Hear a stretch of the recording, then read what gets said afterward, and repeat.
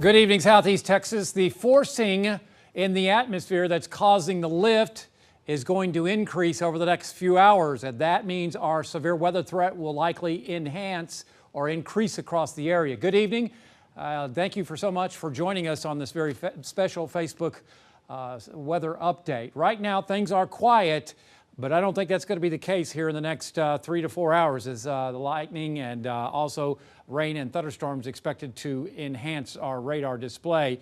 Right now, things quiet as we head on past the 7 o'clock hour. I think by late tonight, we'll see about a 30, 40, 50% coverage of thunderstorms, which could be severe, start to develop. Those could be rotating thunderstorms if they're isolated. If they're able to develop out ahead of the line, those rotating thunderstorms, what we call supercells, could drop isolated tornadoes.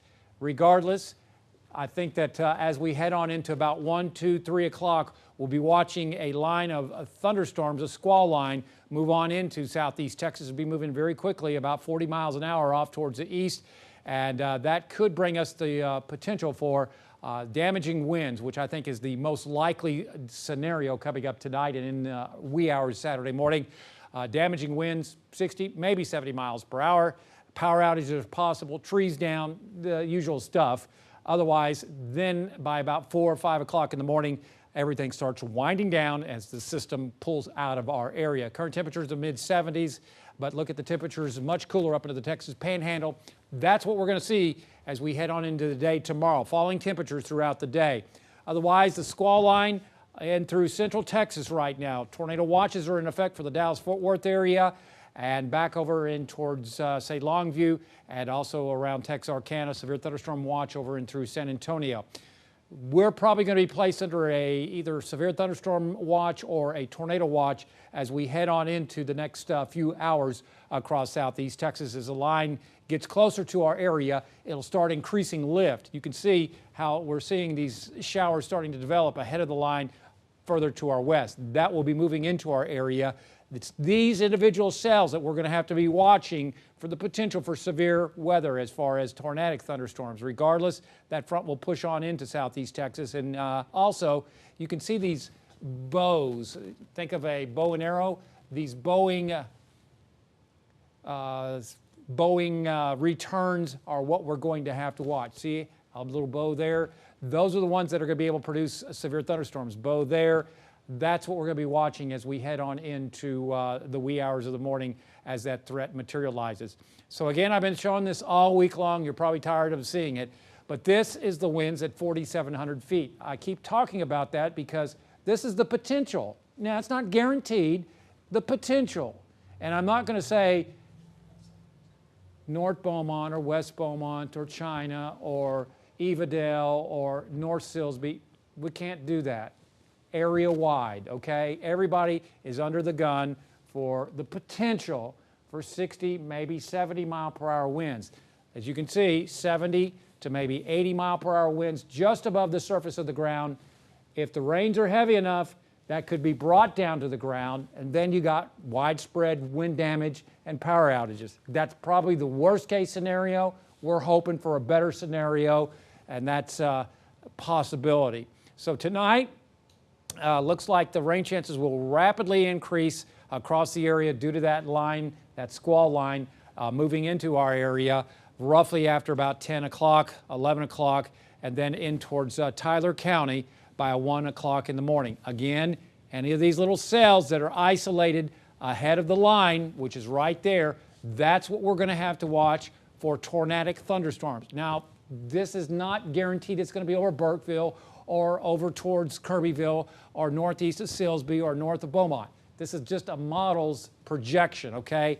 So that's what we're going to have to watch. What I am sure of is this line right here. Very certain that this line will come on into Southeast Texas between, say, 1, 2, 3, maybe 4 o'clock. After about 4 o'clock in the morning, that line will move off to the east, and we're done, okay? After that, it's temperature time. We'll start off in the lower 60s. That'll be our high and also our low in the morning because temperatures all day will go south. In other words, they'll be falling back into the 50s and probably into the mid to upper 40s to near 50 by tomorrow late as the sky clears and we see our winds turn to the west and northwest tomorrow afternoon. So be prepared for that. So tonight, a 100% coverage of thunderstorms, possibly severe. I think wind damage is going to be the main threat. Winds could gust 60 miles an hour in those severe thunderstorms, maybe 70. Otherwise, 1 to 2 inches of rainfall. Maybe some isolated tornadoes, but that's less of a threat, I think, than the wind damage. If we get the worst case scenario, then a lot of you are going to be out of power. If not, we're in a good situation, obviously, a better situation. So tonight we'll fall into the lower 60s as winds shift on off towards the west behind the line. That's also our high for tomorrow because temperatures will fall all day and we'll see about a 20% coverage of showers in the morning. Then Mr. Sunshine comes by. We're back as winds become west and northwest, and temperatures will fall then to about 48, 49, 50 by 6, 7 o'clock in the evening. So beautiful Saturday afternoon after a stormy night, then Sunday beautiful, and then next week just looks wet with every day having a pretty decent chance of rain and thunderstorms. All right, what you got? Any questions for me? We're taking your questions. People are asking if this is basically a nasty cold front. Yeah, that's exactly what it is. And a lot of people have been asking us about what will happen in Orange. Not going to do individual cities. Orange, Beaumont, Jasper, everybody has equal chances for damaging winds and maybe an isolated tornado. Next question. What about Winnie? But that's another city. Again, everybody not going to do individual cities. We cannot do that. Southeast Texas is going to have the chance for damaging winds, maybe an isolated tornado coming up overnight. Any more questions? Again, taking your questions right now. Next question is this overhyped?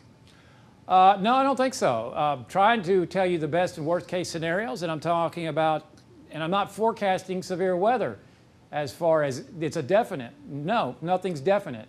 This may be a total bust. So I'm trying to give you the good and the bad, but what I also think is going to happen. I think that we could see some wind gusts realistically of 60 to 70 mile per hour in some of these severe thunderstorms as that squall line moves through. So no, I don't think it's hyped at all. I think it's a very realistic assessment of the potential that we expect late tonight and during the morning hours in Southeast Texas.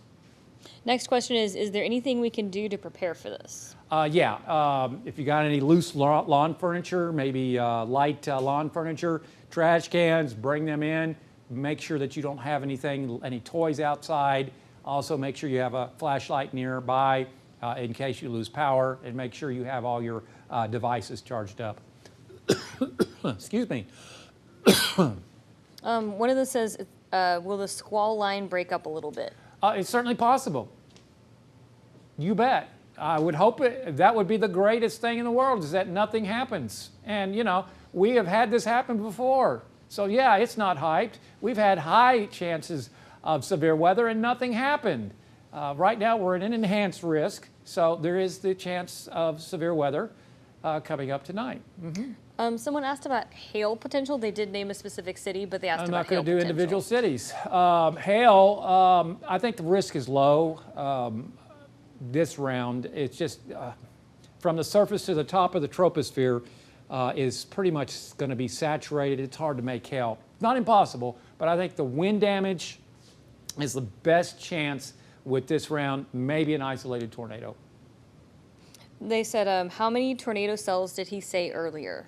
Not going to say, it's not isolated. That doesn't mean it's going to be 15 or 20. We're maybe a few. Maybe nothing. We just don't know. That's a realistic assessment, a forecast. How fast is this storm moving? It's going to be moving right on through Southeast Texas, 30 to 40 miles an hour from west to east. Should be across the Sabine by 4 a.m. More questions. We're taking your questions right here on 12 News Facebook.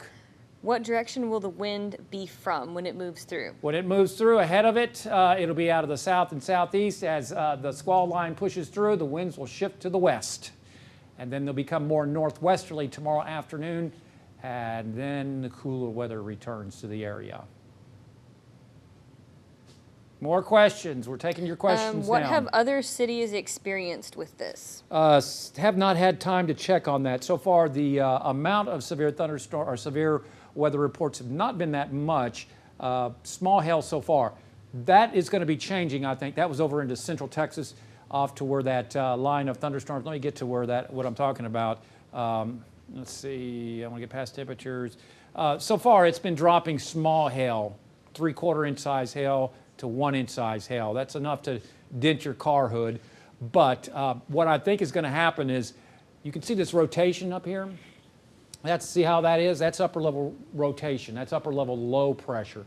That is pushing this line closer to our area. As that happens, I think that this warm area, we're in the mid 70s right now. This is what, 10 degrees above our normal high right now for this time of year, very warm. As this line approaches us, I think that the severe weather threat will increase because instability and moisture is higher over our area than it is off towards our west. So that's why I think the risk will be going up. Does this storm have a lot of lightning? So far, yes. Another possible electrical knocker out, or if you will. Yeah. Flooding? No, not a problem this time. I say that. If it comes down, sure, if it comes down quick enough, you could have some minor street flooding.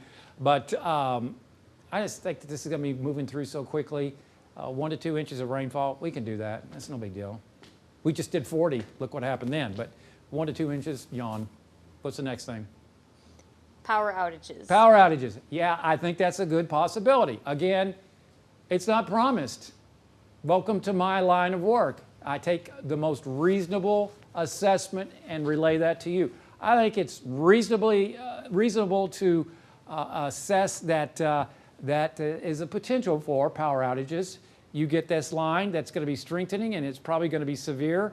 It could be producing wind gusts 40, 50, 60, maybe 70 miles an hour. And, you know, that could bring out a lot of power outages with lightning. You bet. Trees down, that's a good possibility. I think that's a very reasonable assessment of what is possible coming up tonight. No guarantee, but I think that's what we could do tonight.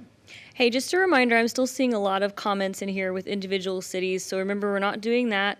But another question says, do we need to buy supplies? That's really up to you. I think if we do have widespread power outages, that's potential. I think that's a potential situation. You know, you ought to have at least 2 or 3 days of supply kit on hand anyway.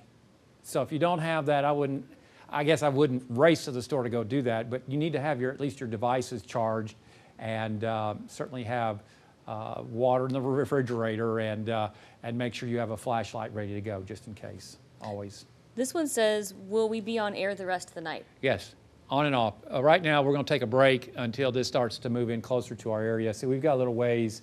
This isn't even towards Houston. This is just approaching San Marcos. Let me see if I can. Why did that snowflake come on there? Johnson City. Yeah, this is just coming into San Antonio. So we've got a little time. I don't think it's going to really start getting ugly until after about 9, 10 o'clock tonight. So we're going to take a break and reassess the timing of this. I'm going to go look at some more model data. And then, we're going to be here with you until this moves off to the east. Should the Golden Triangle be worried about our pets with this storm? I don't know why you should be. Bring them inside. I don't think it's not like cold weather where it's going to affect everybody. So make sure they're okay. Bring them in. Any other questions? We're taking questions here on Facebook for you. Do you think it's possible for a severe thunderstorm watch? Oh yeah, I think that is really doable. It's either going to be a tornado watch or a severe thunderstorm watch. Right now, probably a severe thunderstorm watch. And what does that mean? It's kind of like baking a cake. When you have watches, you're baking a cake. You get your flour, your sugar, your milk, and your eggs all ready to go. That's a watch. A warning is when you bring the cake out of the oven. That's when you got to take action, okay? No difference between a watch and a warning. All the ingredients are coming together to either have severe thunderstorms or tornado watches across our area. Yes. People upset? Happy? What? People are amused. Oh, okay. They I'm think glad you're you're funny. amused. Huh? They think you're funny. I'm glad. Okay. Any other questions, boys and girls? People keep asking. 2 people have asked if it's going to snow. No, I had that in there because, all right, here. What happened is this is a scene, a graphic that I had that was up into Colorado, and I pulled in snow just to make it look fancy with all the snow up into Colorado. It's still saved in there. So no, we're not going to have snow. I would love to have snow. Don't think we're going to have snow this year. What I'm more concerned about is having severe weather in January right now. All right. You're running out of time. Better hurry up and ask your questions. I got to go eat. This one says, will there be a flood advisory? I don't think so. I think we'll be okay. I think 1 to 2 inches is very doable, and this will quickly move off to the east. You've had a question about mobile homes, people in mobile homes. Okay, that's a good question. You know, if we get the severe weather, yeah, they are not places you want to be in 60, 70 mile per hour wind gusts, even if you have them tied down. If you've got a place to go, I would do so tonight. All right? Hey, I hope I helped you get at least prepared and know what is possible. You know, it is not definite. It is not an exact science. I just try to tell you what I think is going to happen based upon my years of experience here and what I have done as far as prepare myself to address you and keep you updated as far as the severe weather potential, okay? We're hoping for better than what we think is going to happen, and that is entirely possible. But just be prepared for the potential for severe weather coming up tonight. We'll be back here coming up tonight later on and during the wee hours of Saturday morning. Hope you and your family are doing well, and remember, keep those advisories on your 12 News Now app ready to go.